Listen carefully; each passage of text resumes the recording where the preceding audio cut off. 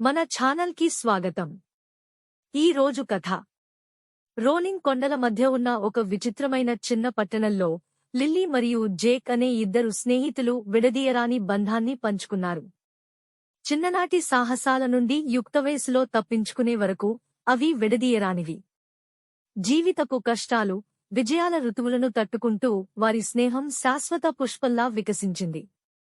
Lily ఆమె అంటూ నవ్వుతో జేక్ యొక్క స్టైక్ ప్రవర్తనకు వెచ్చదనం తెచ్చింది. జేక్ యొక్క తిరుగులేని మద్దతు లిల్లీ యొక్క చంచలమైన ఆత్మను స్థిరీకరించింది.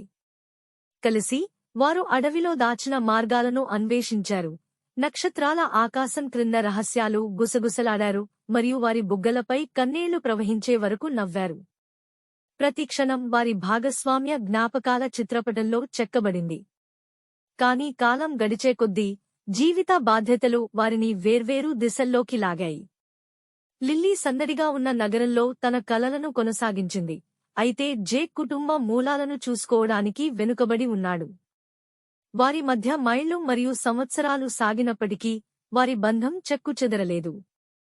మైళ్ల పొడవునా ఉత్తరాలు ఇచ్చిపుచ్చుకోవడం, నవ్వులతో నిండిన ఫోన్ కాల్లు మరియు కథనాలను పంచుకోవడం భౌతిక అంతరాన్ని తగ్గించాయి.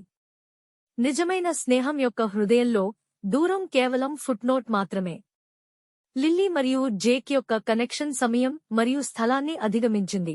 ఇది స్నేహం యొక్క శాశ్వత శక్తికి నిదర్శనం. ధన్యవాదాలు. మరికొన్ని కథలు కోసం మన ఛానల్ని లైక్ చేసి సబ్స్క్రైబ్ చేసుకోండి. మీ శ్రేయోభిలాషి. మల్టిపుల్ వేస్ తో గ్రో.